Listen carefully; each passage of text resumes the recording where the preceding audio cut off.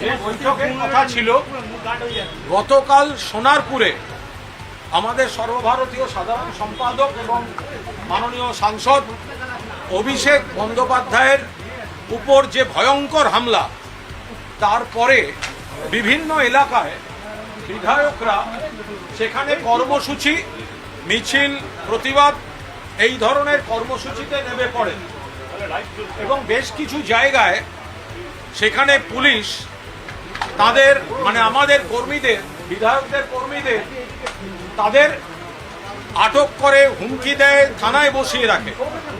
ফলে কাল সন্ধ্যের পর থেকেই আমাদের পরিষদীয় নেতৃত্বের কাছে ফোন আসছিল বিভিন্ন বিধায়কের যে আজকের সভাটি যদি ফর দ্য টাইম বিং স্থগিত রাখা যায়, আমরা দলের সঙ্গে আছি, যেখানে বলবেন সেখানে আছি, কিন্তু এখন এলাকাটায় আমাকে না থাকলে আমি আমাদের কর্মীদের উপর যে হামলা হচ্ছে প্রতিবাদের জন্য আটকেছি, প্লাস কর্মীদের থানা থেকে ছাড়ানো ইত্যাদি এগুলোর জন্য যদি আমাদের কটা দিন টাইম দেওয়া হয়।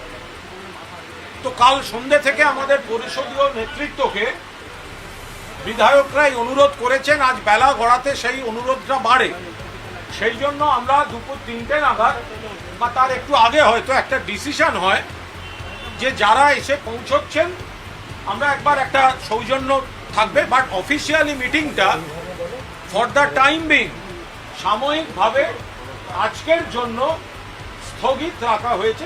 এই ভিডিওতে প্রকাশিত সমস্ত সংবাদ এবং তথ্য বিভিন্ন সূত্রের উপর ভিত্তি করে পরিবেশন করা হয়েছে। আমাদের লক্ষ্য বস্তুনিষ্ঠ সংবাদ প্রচার করা। কোনো ঘটনার দ্বারা কাউকে ব্যক্তিগতভাবে আঘাত করা আমাদের উদ্দেশ্য নয়।